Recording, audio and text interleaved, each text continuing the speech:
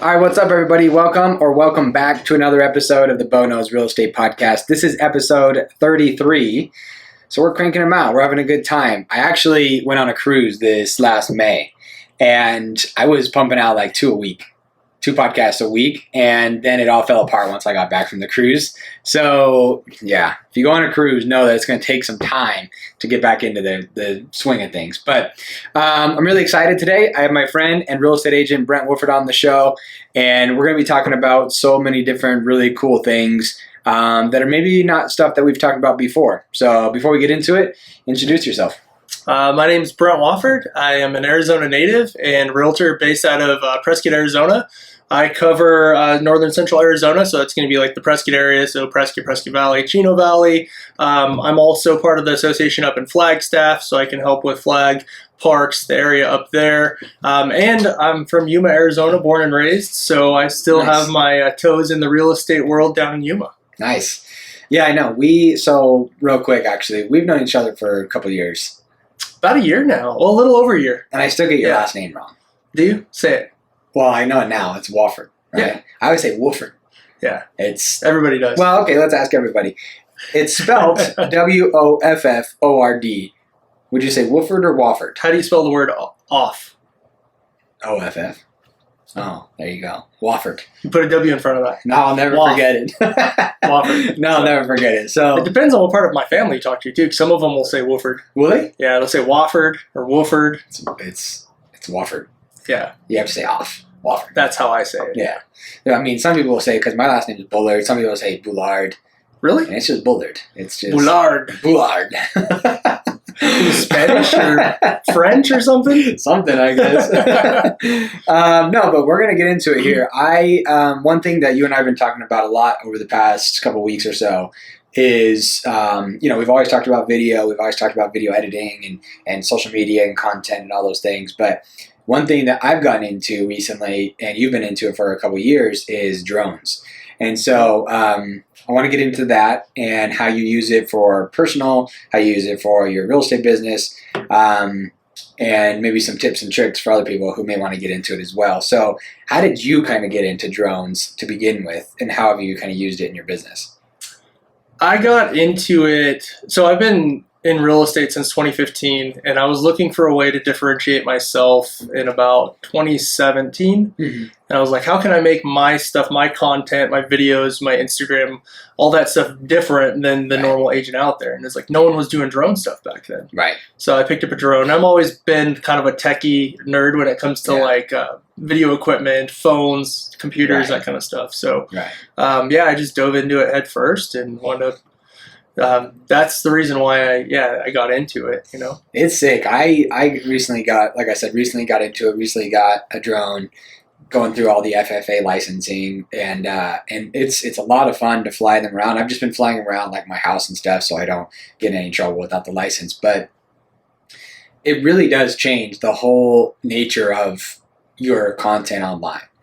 Like, it really does. Mm-hmm. And so, like, if you're doing a video or a listing video of a home or whatever, there's a massive difference when there's drone footage and when there's not. I think the same thing. And so that's why I do it. Yeah. And so what were some like struggles that you had, or did you just kind of jump into it and figure it out like pretty quickly?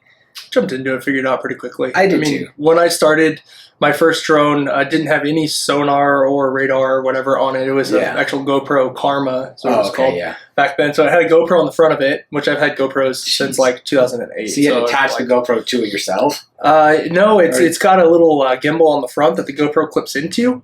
But you had to have a 3-axis gimbal. Yeah, so the GoPro sold separately. So, or you could buy the bundle kit that came with it. But anyways, I had that thing, and it's really big and clunky. I wish I would have brought it today so I could show you. No, you're just saying that. Yeah, there's no collision avoidance, none of that stuff on it. So it was like you had to know what you were doing. It did have GPS, so it would try to hover in one spot with the GPS. But, I mean, there was no collision avoidance with trees. Oh.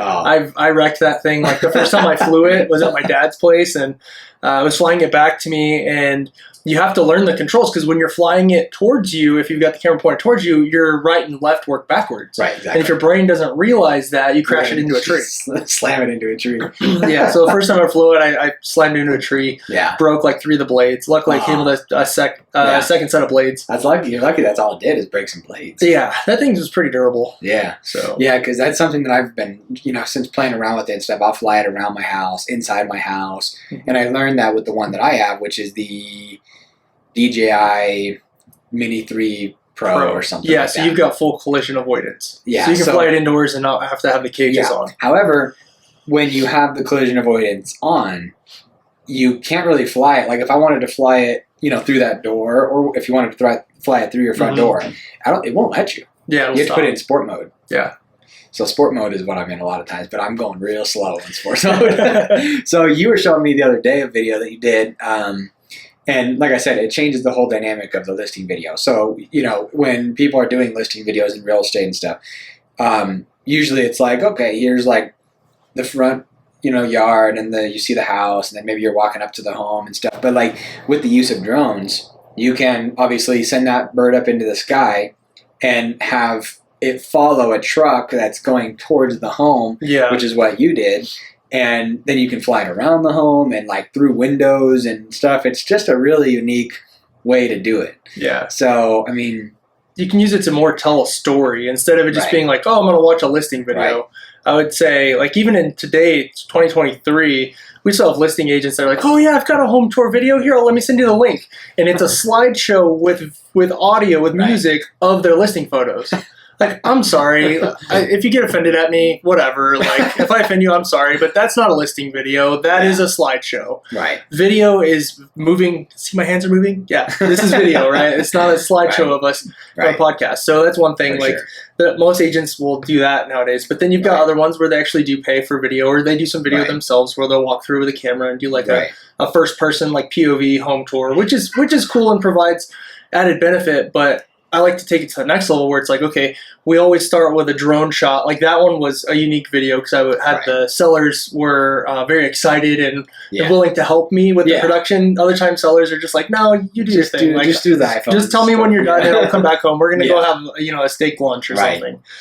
And so that one was super cool because then I videoed the seller in his truck driving in, and it was a very unique property. So it had a long dirt driveway anyway. So I needed to show how far from the main road the house was, and that was the perfect way to do it. Follow it in, that way, and kind of tell the story of like getting off the main road and then getting to the house. Yeah, so. But even go ahead. No, and I was gonna say, and because you were describing it just now, and I'll include that video as an overlay, so you'll be able to see that. That's cool. Yeah, so we'll do that, but I mean, it's really cool. I think that there's so many creative things that you can do with it.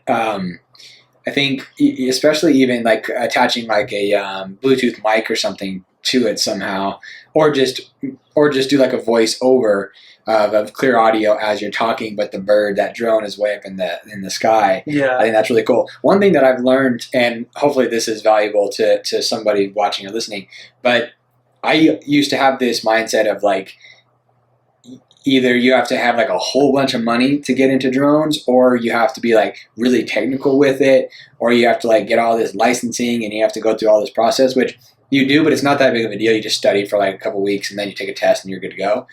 So it's really not that hard, and the investment's not that huge. So like the drone I have is, like I said, the DJI Mini 3 Pro, and I'll include that as well, but it was like $1,200 total with tax and everything, maybe not even that much.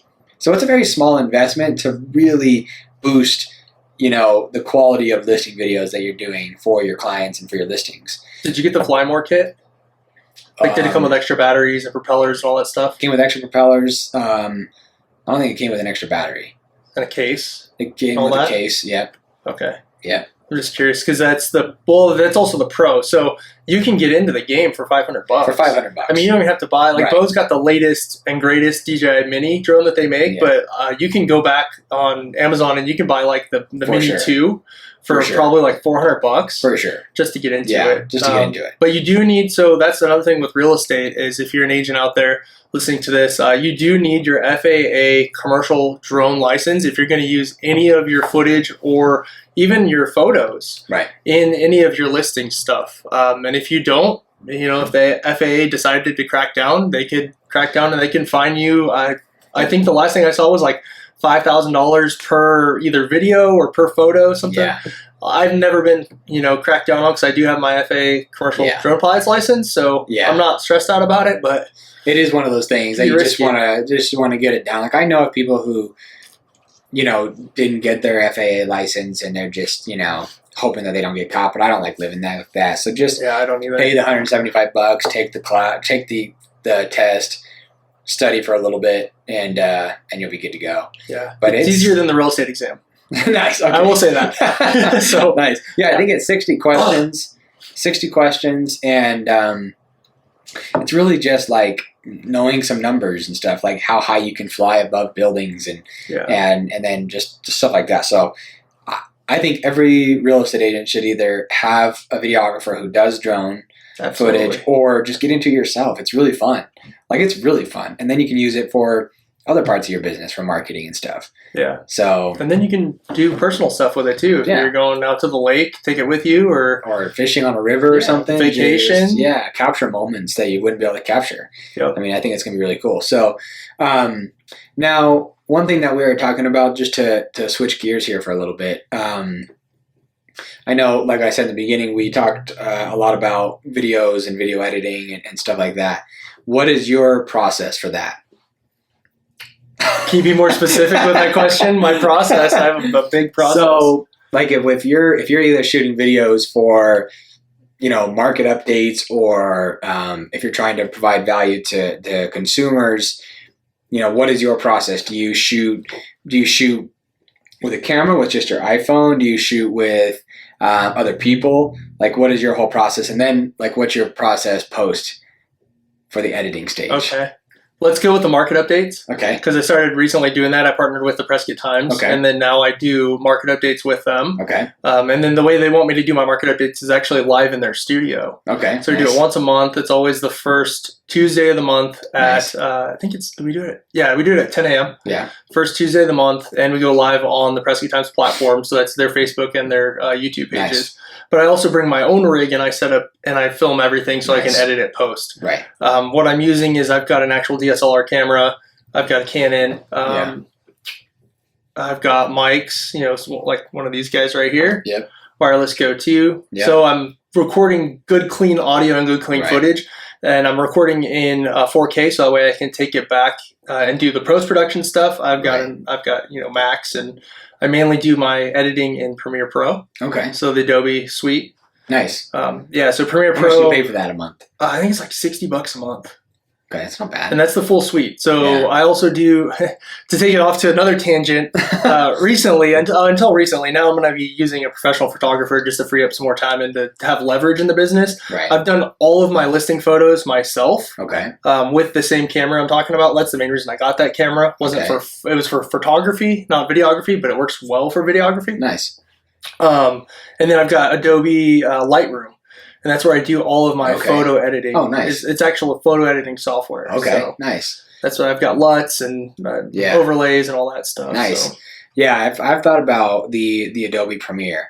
They say that one's pretty fire. Mm-hmm. Pretty much for all my video editing, I do on my phone and I do it in CapCut. Oh wow! I keep it simple just because I'm like trying my best to. I mean, you know how I am. Like I'm trying to push a lot of content, trying to.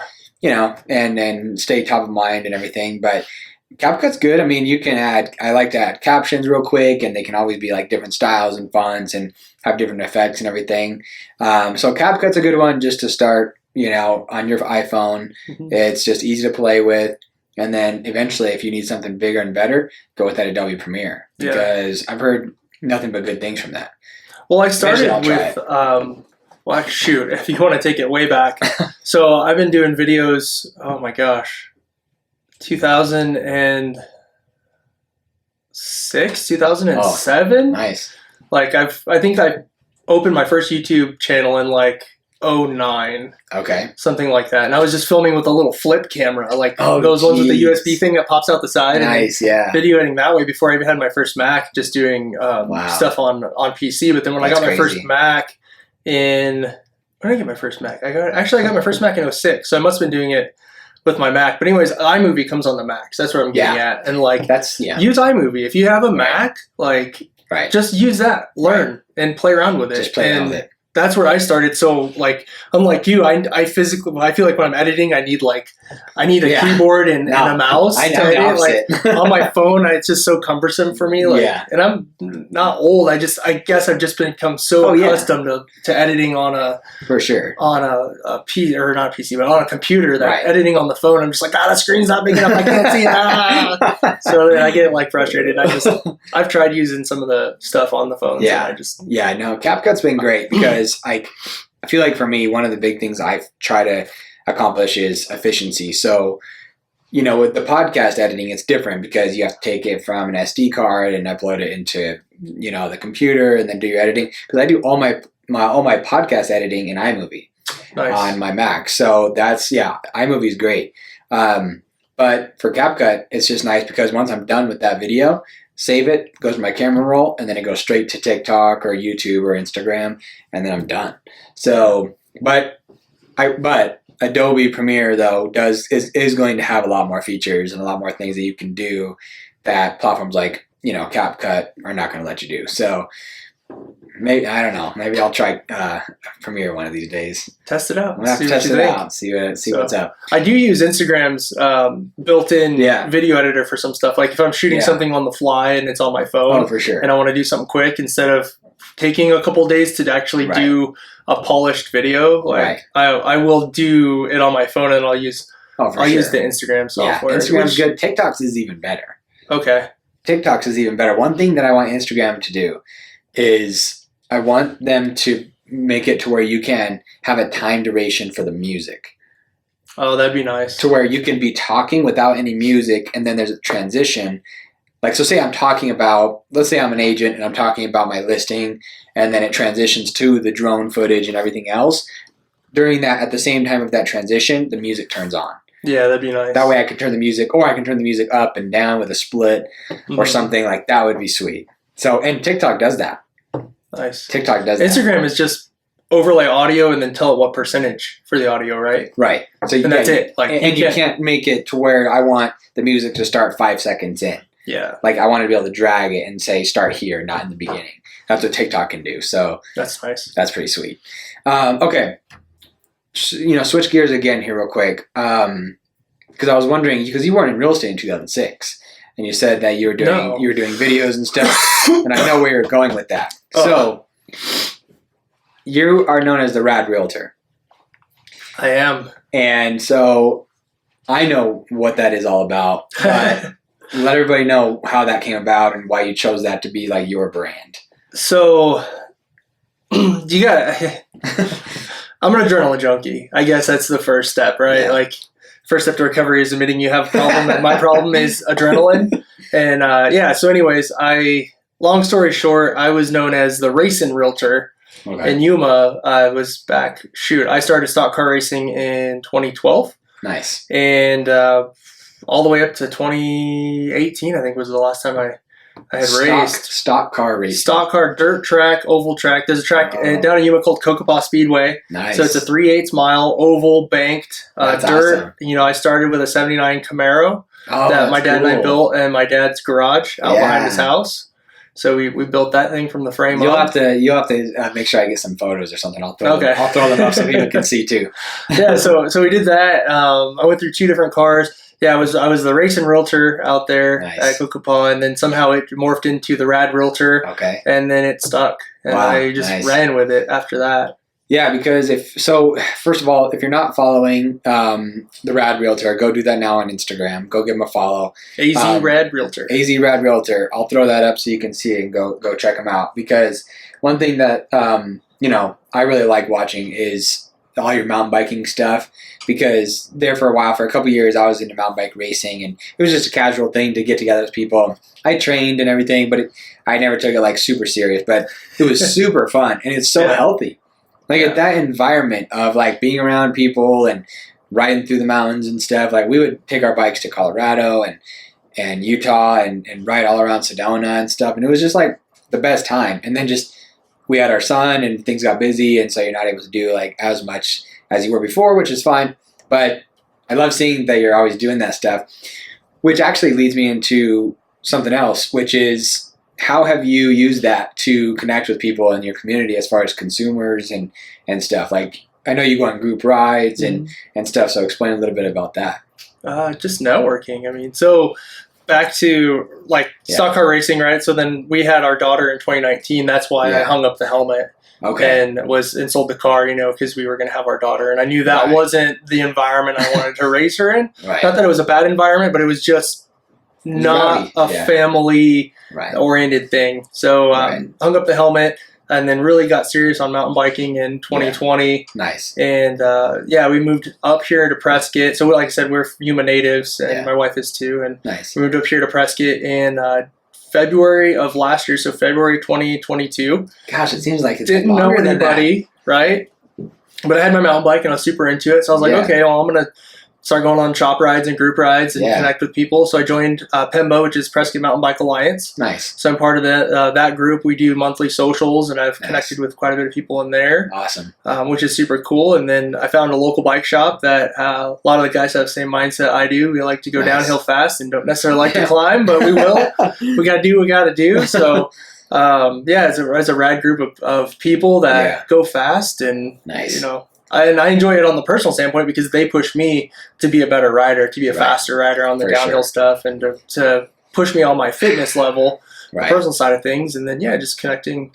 I've connected with people through that. Nice. So that's how I've kind of leveraged it. It goes back to the Ryan Serhant thing. And one of the things he pushes in his book, like Sell Like Serhant, is that what he did was he joined multiple gyms, and he'd go to gyms because he loved working out, right? Right. So he would go to multiple gyms like multiple times a day and was like, I need to network with people. I'm going to meet people, but I'm not going to push real estate on them. I'm just going to be here and be available to help them out. Right. But that's how I'm going to meet people because that's something I like to do. So I kind of took from that book, like, I'm going to do that.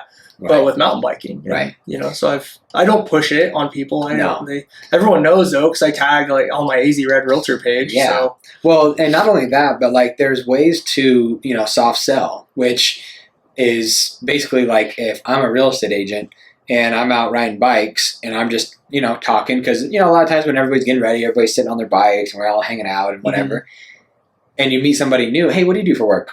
Like, I would ask them that first because then they're just going to ask me, and then I'm going to tell them I'm in real estate. And then, boom, now they know. Mm-hmm. And it's not like handing out cards before everybody hits the trails. It's a very, whether it's mountain biking or whether you're in a bowling league or whether you're going to multiple gyms, like, that's a great story of Ryan Serhant's. Like, that's perfect. I mean, just meeting people. I feel like that's all that real estate is math. Yep. Like, we've talked about it. It's just math. Like, how many new people can we meet? In a weekly basis, on a monthly basis. Well, and form a relationship with. Just because you meet someone one time and hand them their card, you're now one of 20 realtors that they know.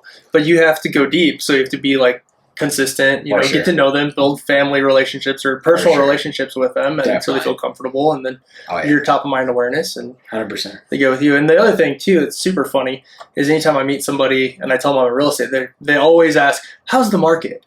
That's like everybody. It's like you don't even like. Yeah. I'm not even like wearing a billboard on me that says "Ask me about the market." Right. Like it's just always like, "Oh, you're in real estate. Oh, how's the market today?" Yeah. And it's like funny. It's a conversation starter. Oh, it is. It's instilled in like consumers' minds that when they see a realtor and they meet a realtor, it's immediately. Honestly, it's anybody in the real estate industry because I get the same thing, and I'm on title. I know lenders get the same thing, and it's it's either like how's the market or oh, those interest rates. Well, that's the story lately. Right. So yeah, which we'll definitely get into that. But before we do, we got to warm up these coffees, so we'll be right back. Little commercial break from Pioneer Title. Yeah. Okay. All right, everybody, we're back. Got the warmed up coffee. We're ready to rock.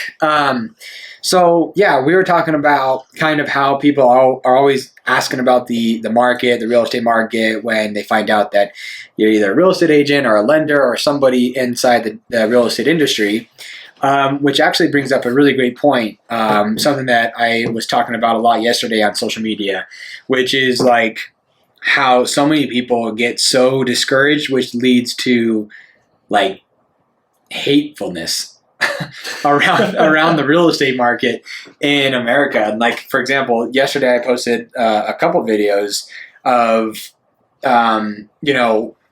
there was one video in particular where somebody left a comment saying pretty much that America's broken, nobody's going to be able to afford homes or get loans or anything like that, which is just simply not true. There's so many different ways that you can be creative and get that kind of thing done. I know that firsthand. I'm buying a house right now. I'm in escrow. Like, everything's going perfectly fine. So there are ways to do it. You just have to be positive and like talk to professionals, talk with your trusted realtor, talk with your trusted loan officer, and figure things out. What's best for you? Are you going to be able to get into your dream home right away? Probably not. But that doesn't mean that you can get into maybe a little bit of a lesser home that's still really nice that you can live in and make memories in, and then take the equity of that someday and get into a bigger, nicer home or whatever the case may be. So that's something that we wanted to talk about, and I know that we've talked about that before. So what are some of the similar things that you've seen with people just being negative around America and the real estate market and all that? We always have the doomsday sayers, For right? sure. Or the people that are like, oh, doom and gloom, the world's coming to an end. And lately it's been, for almost the past year, it's been, the real estate market's going to crash and I'm going to buy houses when it crashes, Or you see those memes that are like, oh, the best time to buy real estate was when I was in high school. Yeah, like, right. It's just like, I know. It's like, okay, yeah, like 2008 is when that crash happened. Right. But if you look at all the data, the fallout from that crash didn't bottom until like 2011, 2012. Right. That's when the prices were kind of at their lowest back then, and then have come up ever since, and have been trending upward ever since, until last year when we did hit the rates peaked above 6%. We've seen home sales decline since then, and we've seen prices in certain areas come down. Certain areas, prices are still going up because there's no inventory. Right. And we're in a completely different market than we were in 2007, 2008. Right. And I was watching something this morning that was showing the data on housing inventory. And I think Tristan might have shared it, one of your people you've had on your podcast. Previous Tristan, guest.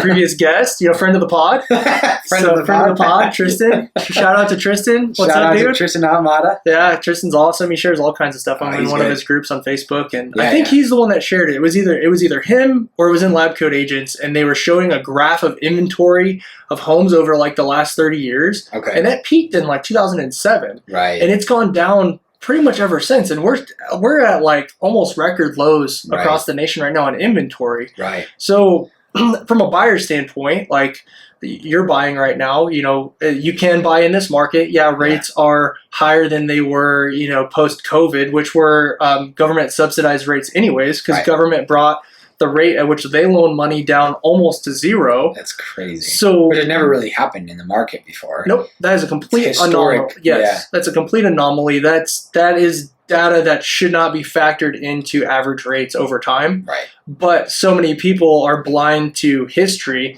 and they only want to see what they want to see, which is, oh, rates are above 6% right now. That's bad because, a year and a half, 2 years ago, people were getting mortgages at 2.75%, Can't compare 3%. Well, that was a government-backed, like, once in a lifetime kind of a deal. I don't think, unless there's a war that breaks out or something again, like a plague or another COVID or whatever. Another COVID. We're not going to see the government get rates that low again. And I don't think it was healthy. Like, it wasn't. You can't last on that type of market. And when you were in that market, I remember I bought that house. When I bought that house 3 years ago, I bought that house and I got an insanely low interest rate. And I hit it to where home prices hadn't spiked yet. Yep. And so they were still up. So I scored, right? But now I'm I'm buying a house with a much higher interest rate, with a much higher sales price. I made some money on my current home, and this is what happens. But I'm getting rid of my low interest rate because I'm selling my house. So there's always give and take with this. You're not ever going to time the market perfectly. You're not ever going to, it's not ever going to work out like exactly the way you want it to. Mm-hmm. You have to give and take a little bit. Now, in this moment, at the date of this recording, what do you think? Do you think that it's up to? Do you think it's in the seller's court right now because of inventory? Do you think sellers need to be like, understand that it isn't 2020, 21, 22 anymore. They're not going to get multiple offers, which there still are, but not every single listing. What do you think? What do you think is going to happen? What do you think needs to happen to get that inventory back? That is gonna. The perspective on that is going to change based on location, so market specific and price point specific. Okay. So if we use, let's just use Prescott as an example right now. So if you've got a house in Prescott that's above the average price point, so if you're like $700,000 and above, I would say it's a buyer's market. Okay. There's not a whole lot of inventory out there, right? So if we look at it from a data perspective, you're going to say, oh, we're in a shortage. But like I've got a listing that hasn't had very many showings that's at the $799 price point. It's a beautiful home on a half acre, 2-story, like 32 square, like it checks all the boxes. Right. But I feel like there's not a whole lot, even though there's low inventory, there's not a whole lot of buyers in that price range. So if you're in that specific group of people that are in that market looking for that, I would say it's more of a buyer's market because you've got a choice of multiple homes. A seller's probably going to work with you on concessions, home warranty, and they'll probably work with you on price as well. Right. But if you're at or below the average price point in Prescott and you've got a turnkey house, you can have multiple offers. So we're looking at like a split market. You can't really say like, oh, overall right now it's a seller's market or it's a buyer's market. It's like, no. We need to sit down, have a conversation, figure out where your house is, where it fits into the current market. Are you in Chino? Are you in Prescott Valley? Because Chino has like no inventory. I don't know if you knew that, but dude, there's like no houses in Chino for some reason. Like it's less inventory out there, than Prescott. I've been hearing about a lot of people. Maybe it's just whenever something comes up, it immediately goes. Because is that kind of the way it is? Is whenever something does become available, it goes pretty fast in Chino? Well, if it's at the right price point and it's the right property. So things just in general in our area, things that aren't turnkey are sitting on market longer than the ones that are turnkey. When I say turnkey, it means like you literally get the keys, you turn the key in the doorknob, and you move all your stuff in right away. Versus like, oh, okay, this house does need some TLC. I need to work on it. Which is not a bad thing. So I don't think that's a bad thing. When I think that can be a really fun experience for people to, if you have some money to play with to upgrade and do some things. Like, I don't think that's a bad thing. Plus, you're putting money into it to where it's becoming more valuable. It appreciates, and then maybe you can flip it eventually. Well, sweat equity too. So you're building 100%. Equity by your own work if you do it yourself. Yeah, no, 100%. So just don't bite off more than you can't chew. Yeah. Speaking a little bit from experience, so like go into that. Our second house, which we sold before we moved up here, we bought it in 2016, the end of 2016, and it was a rental. Like it was a decent house, but I would say it was one of like the worst house in like a nicer neighborhood kind of a situations. It was a rental probably from day one. Like the carpets were original, so we wound up doing almost a full gut remodel. Like I didn't do the cabinets, the countertops, the tubs, or the shower, but I did everything else, like the flooring, paint, light fixtures, switches, fans, everything. I added a attic storage unit into it. Like nice. We put a lot of sweat equity into that house. And, back then we didn't have a kid, so we could do stuff like that, right? It's a little different when you have when you have a little one running around that you gotta take care of. But still, even the two of us living in the house and doing the remodel the time we're living in it is not something I'd recommend. It's not for the faint of heart. But if you've got the determination to do it, you can definitely build a lot of sweat equity that way. Right. And then when you go ahead and turn around and sell that place, like fortunately for us, we were in it 5 years. Right. So we avoided capital gains taxes on the profits because it was our primary residence. Right. So that's a great way to house hack to get into building wealth and then get 100%. Into not investment advice. We're not certified investment investors. Disclaimer, but speaking from personal experience, it sounds like you have some similar situation to where you got in it at the right time at the right money. We just got lucky. We just got lucky. We unintentionally timed the market because you can never time the market perfectly. But we good luck if you want to try. Yeah, exactly. And but we just kind of were like, I was just graduating. I just had graduated or was finishing graduating college, and we're like, we need to find a place because we can kind of smell in the air that things are about to go wild. Mm-hmm. And there's no way we would have been able to grab. There would have been a cash buyer on that thing the month after we bought it. So we're glad we pulled the trigger, and it was wild. So you bought in 2020? We bought in April 2020. Oh wow. Dude, So right after the COVID shutdown, or like right during the COVID shutdown. So you must have went into escrow before everyone was like shutting down, right? We were required for some reason. Our agent was really cool. So I can't remember why we did this, but like everybody wore gloves, everybody wore masks, everybody like it was when COVID was scaring everybody. Yeah, and so it was March. It was 2020 April. What? When you closed? No, we closed in April. Yeah, so you would have went in escrow in March. Yes. So it was right when it happened. Because I can remember traveling, going to the Keller Williams conference at the end of February. When everybody was like... we were in Dallas. Yeah. And that was before they had made the announcement. So we were at a big convention. There was no like gloves, masks, any of that stuff. Like we were at Family Reunion. That's what it's called. And that was a good time. Oh, and then it was like 2 weeks later after that, it was like, COVID. Yeah. Don't go out of your house. You're going to die. You know what's interesting? And we're taking a hard turn right here. A little bit. But the whole COVID-19 thing, like, and I don't want to make light of it because I know a lot of people were really afraid of it and maybe still are. But how did something like that took over the whole world just disappear?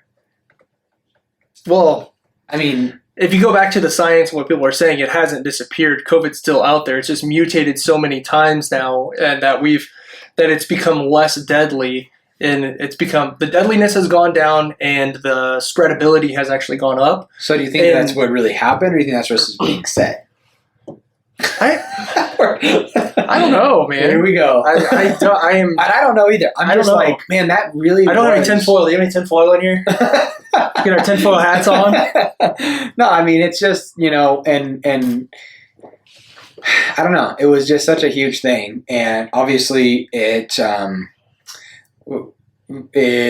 estate didn't suffer. I mean, real estate that was during COVID was the hottest. We did for a while. Like, what do you mean? So from 2020 when it started to 2022, that was the hottest market. Not necessarily. So right when it hit was March, and everybody was scared, and sellers were pulling their houses off market because they didn't want a buyer walking through their house if they're living in it to get them sick and kill them. So there was a lot of fear. So we went probably 4 or 5 months of really, really slow real estate market from when it hit in March. We did. I can pull up my sales numbers and show you, like, it almost ground to a halt. There was a couple months in there where I was living off of new constructions that I had already had in escrow and wasn't putting anything new in escrow because of the fear. So, and then once they came out, we're like, okay, real estate's an essential business. You guys can go back with your lives, but you have to wear gloves and hand sanitize and this and that. We had sellers leaving hand sanitizer right next to their front doors. But for the majority of the COVID time frame, it was hot. After that initial 5 or 6 month period, then it caught fire because we had pent-up demand.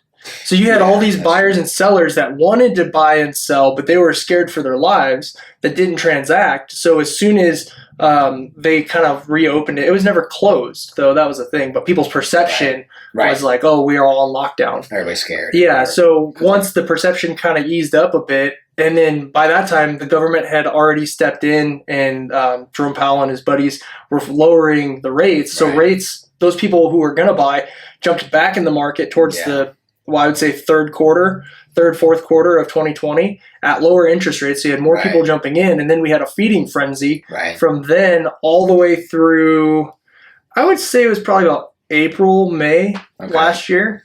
Yeah. And then that's when rates started going up, and we hit, we were above 7% in October, November? And that's when above 7%. Almost ground to, we are. Well, it went back down. Well, it's been kind of hovering around 7%. Yeah, because we saw it kind of not grind to a complete halt, but we did see it way slow down, like third and fourth quarter last year. And then January 1st, for some reason, we had all those people that were on the fence that were like, oh, I'm going to do something after the new year. Yeah. It's like first quarter, we had a good first quarter for some reason. Rates jumped back down to like 6.5 in January, and things started opening up. And then, the rest is history. And now we're, above 7% interest rates still to this day, and sales aren't anywhere near what they used to be. But that was such an anomaly in the history of sales and everything. You can't compare, which ties it back to what we're talking about. Like, you can't compare what's going on today in the market and say it's doom and gloom. The real estate market's crashing. It's a bad market today, because you're thinking about the anomaly that happened 2 years ago in that feeding frenzy we have, instead of comparing it to what it was back pre-COVID. Like if you're looking, 2017, 2018, I want to say I had buyers getting like 5.25% interest rate back then. Yeah. And that was considered average. Like I can remember some buyers getting like 4.5% rate and like, oh, I'm in the fours. Like, that's awesome. I mean, I think everybody would love to see them back in the 4s and 5s right now. I would. Do you think that, me too. Do you think that home prices are going to come down at all in the near future?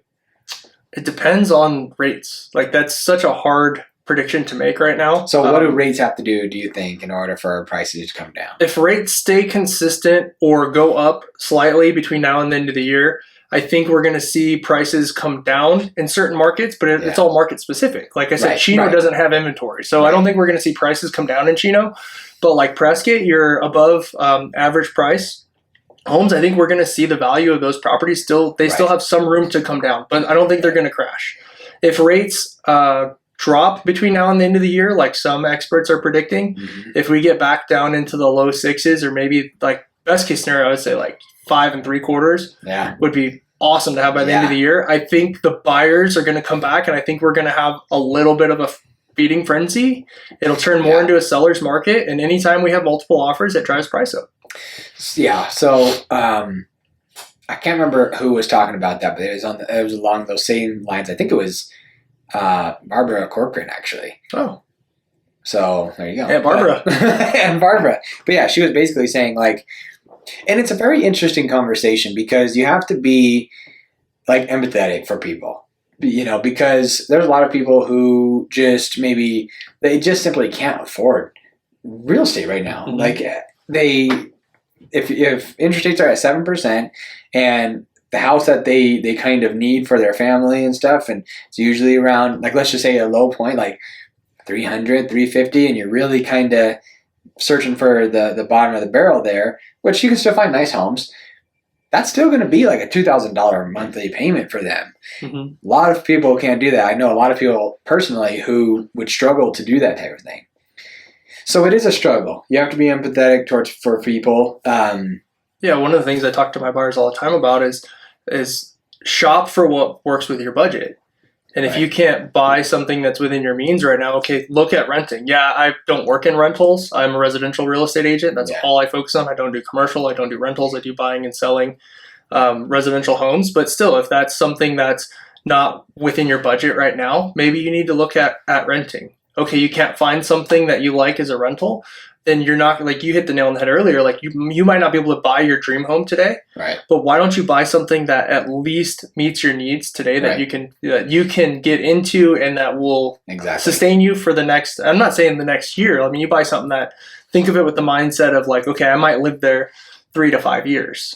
Is this going to fit? Is this going to work for us, myself, or our family, or whatever situation you're in for the next 3 to 5 years? And if it is, and it's within your budget, pull the trigger on it. And the reason being is because even at 8%, and I kind of hate it when agents say this, they're like, well, 8% is better than 100% if you're renting. And it's like, okay, well, if you do the math on that, it's not actually 8%, because if you look at your mortgage statement, which you know, because you're a homeowner too, is like more than half of our payments go to interest, but you're still building it. So there's two things on there. One, you're still building equity.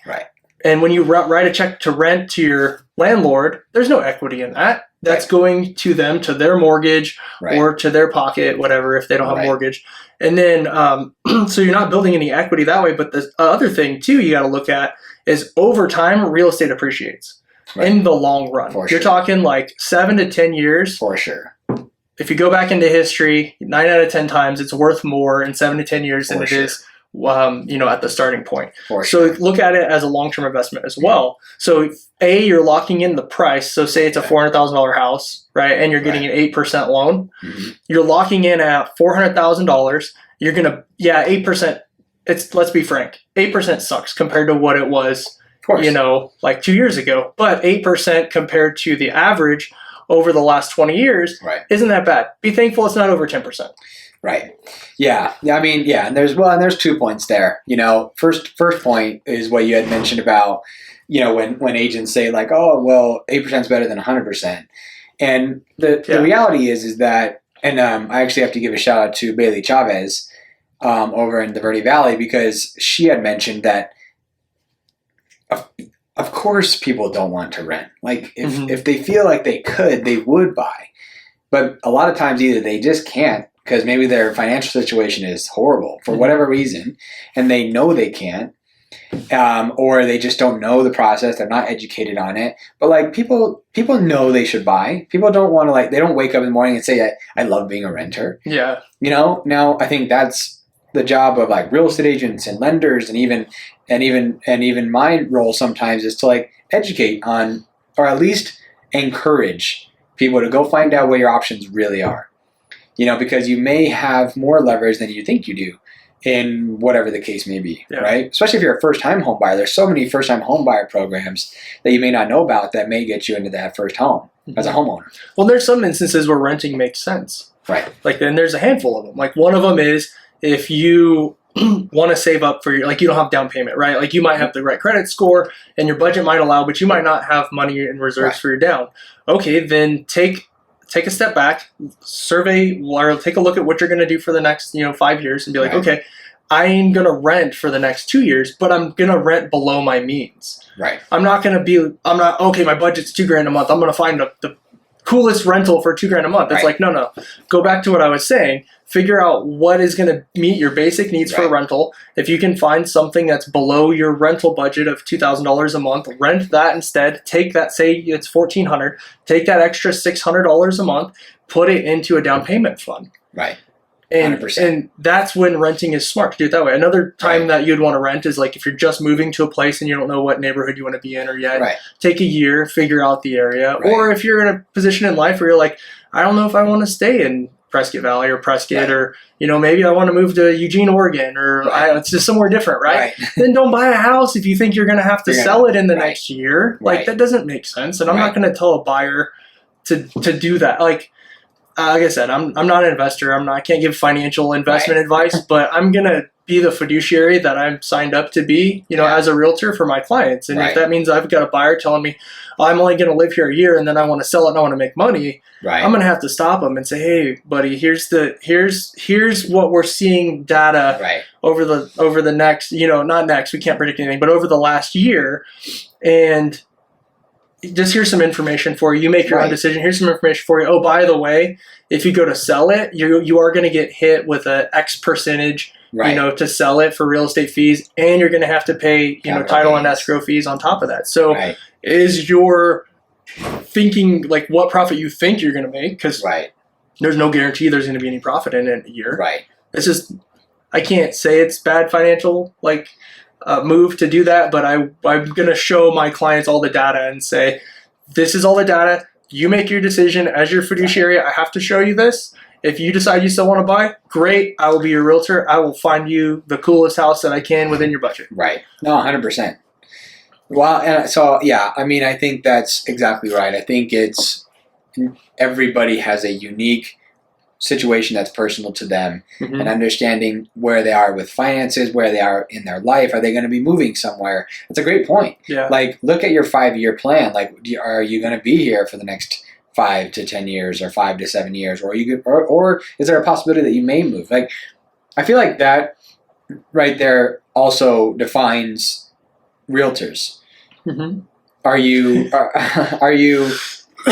truly, looking at the whole picture and seeing what's in the best interest of that buyer or that seller, or are you not? And I will say that in the Prescott area and stuff, like, there's a lot of good agents. And so I think that but like what you were saying, with how you handle your business, like, I think you do a great job, and I think that says a lot when you may even turn away a deal to kind of find the best interest for that particular client.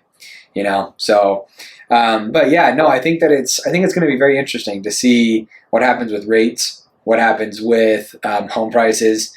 I don't know. I don't know what's gonna happen. None of us do. Luckily, that's what happens.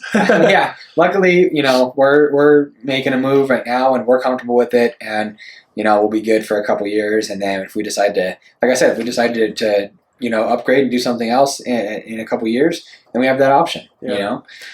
Oh, the other thing I didn't say about doing that, something that you guys can have too. And buyers in this market, yeah, you're buying not your dream home, but then whenever you're ready to buy a move up home, maybe it's your dream home. Like usually it takes buyers 3 to 4 houses before they get into their quote unquote dream home. Right. Then they get in and then they realize that their dreams are different than what they set like 10 years ago. Right. Exactly. So that's always like dreams are always morphing. But the other thing is that you can hold on to that real estate. You don't necessarily need to sell it. You can hold on to it, buy your move up house or your dream home, keep that as an investment. Exactly. Have it be a rental or have it be an Airbnb or 100%. Something to that effect. And then it doesn't matter what that home is worth if you're in a positive or negative equity situation, or how much it's worth at that point. If you're going to keep it for the long run, it's if you're looking at your net worth and you want to see like how much equity you have built up in the house for a net worth calculator, that's one thing. But you're not actually going to sell it, then it doesn't matter what it's worth. For sure. You just hold on to it and if you get a lower, like, so for you personally, if rates do coming down in the next 2 to 3 years, take advantage of that. Do the math out with a lender and see if it makes sense for you to refi, and it probably will. If you're going to save 1 to 2% interest, it'll probably make sense. But for sure. Yeah, no, I mean, if you can afford, like, if rates come down and you want to buy something else and keep what you currently have and then rent that out, or however you want to do it. If you don't need the proceeds from the sale, then go for it, because that's a great move. That's how 90% of millionaires become millionaires, is by doing that exact thing, just investing in real estate and figuring it out. But we can't be naive to the fact that it does take capital, it does take money. Not everybody is fortunate enough to be in a place where they can just have a bunch of rentals, and it takes time. Like, that's the biggest thing. I'm on this kick right now of like, let's just all be encouraging, because not everybody is in the same place. Not everybody has the money and the capital to go out and buy a new house and rent out their current one, or whatever the case may be. Like, find out where you're at, understand that that's okay. You don't have to be where Brent's at or where Tristan's at or where everybody's at. Like, you're where you're at, enjoy where you're at, stop listening to the media, and just you do you. You do you, boo. Well, I'm kind of in the same boat though. Like, so the house that we bought when we moved up here, this is not our dream home. This is like we like the area that we're in, right? But it's not the home that we envisioned as our quote unquote dream home, right? Like, I don't have my detached shop with a lift in it that I can work on old cars in and stuff. Like, so there's dreams to be had. But we bought this house with the mentality of investment, though. Like, we bought, okay, is this a property that will meet our needs for the next, 2 to 3 years? Yes, it is. Is it in an area and a location to where it could potentially make it for a good VRBO or a long-term rental investment? 100%. Yes, it is. Yeah. Okay, cool. So then, boom, we have that. So that's like, we have that in our mind right now. 100%. Like, even though it doesn't check all the boxes that we want, and sometimes we get a little frustrated because we feel like we're on top of each other, right? Yeah. We've got 4 people in a 3-bedroom house. Yeah. So that can sometimes feel a little crowded, but it works for the time being, and we've got a goal to work towards on the next house. Well, and dreams are good. Like, if all your dreams came true, like, I made a post about this the other day, and like, I inspired myself. Nice. So that's always good. Though I've inspired one person, I know that, and it was basically like, dreams are so good. Like, have dreams and have goals, because I feel like once you reach that goal, you're gonna wish you were back. Mm-hmm. You're gonna wish you were back at that stage of like grinding and going through the process, and like, because like when you get to your dream, then your kids are older. Like, I just try to think about all of that. Like, I want to enjoy my time right now and enjoy the process of like building a business and progressing in my career and traveling and hanging out with my little guy and my wife and stuff, and stop worrying. I mean, goals and dreams are great. Like, I have a bunch of them, but at the same time, like, enjoy where you're at. Because I feel like part of the problem with people like wanting that dream home but not being able to get into it exactly right now, it's not so much that like they want that really nice house. I feel like they want other people to see that they got that nice house. Oh, I really think that's part of it. Do you get that feeling with people? Like, I guess not really, or I don't pick up on it. Like, I think it's not what's, maybe they don't have the mentality of like, what's best for me and my family right now. What house can I buy that makes me look like I'm successful, or whatever. And I've been there in life, and it's not it's not a comfortable place. Like, you want to be able to be somewhere where you're like, this is a great step for me and my family. Mm-hmm. We're going to get to that goal of getting this house or this car or whatever, but we're going to enjoy the process, because for me, that's been the best part, is just like enjoying the small wins along the way. Yeah. Because then one of these days, everybody's going to get to where they're going, and then they're going to be like, now what? Mm-hmm. I wish I was back here starting over to where I can go through that process again. Yeah. Well, to get to your goal, it's like a ladder. There's there's steps along the way to get there. It's not like, okay, it's one step to get to your goal, right? Right. You know what the difference between a dream and a goal is? What? A game plan to achieve it. Mm. I can't remember where I picked that up from. But that's one thing that stuck with me. It's like, it's instilled. In order to take your dream into a goal, you have to put a plan of action with multiple steps. It's not just one step. It's a ladder of steps in order to how you're going to get there. Right. And it's not overnight that you're going to get there to attain that. And 100%. you know what's so funny about that is definitely enjoying the journey. That's one thing that we've kind of figured out too. And halfway through the journey, your goals often shift. Oh yeah, for sure. It's so funny. So that's why it's so important. I mean, I can do a whole like coaching conversation, but I'm not going to. But it's like, that's why it's so important to regularly adjust what your goals are, what your vision is. You know, like do a 5 plan vision and adjust it annually. Right.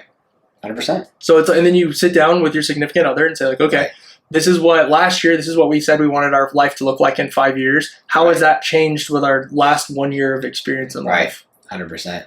And then adjust as necessary and make your, steps along the way and figure out what you're going to do. So true. Yeah, no. Well, I think that was a perfect way to wrap it up. Now, I will say, just as a closing statement here, agents, get a drone. Consumers, just be patient. That's all it is be patient and enjoy where you're at and try to figure out what's the best step for you.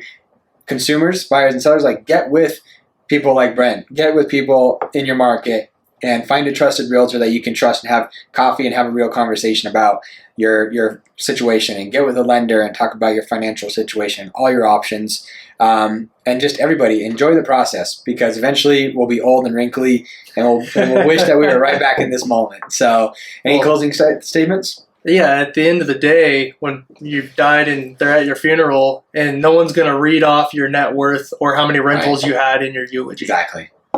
Right. 100%. The people that are going to get up and that are going to speak are your family members and your close friends, and they're going to speak about the great memories and the great times that they had with you, not the house or where it was or what cars you had 100%. or what Absolutely. Man, that 69 Camaro was awesome. No. Like, you might get one of those because that's a pretty rare classic car, but it depends on what package it was, Yeah, but, true. I'm just joking, but no, I mean, just keep that in mind. Like, I really appreciate what you said about like enjoying the process and celebrating those little wins along the way. 100%. I feel like that's what it's all about. So, but thanks a lot, man. I appreciate you for coming on the podcast. This was a lot of fun. I'm sure we'll do a lot more collaborations and stuff like we've done before. And thank you guys for listening and watching. I always appreciate it. Stay tuned for the next one.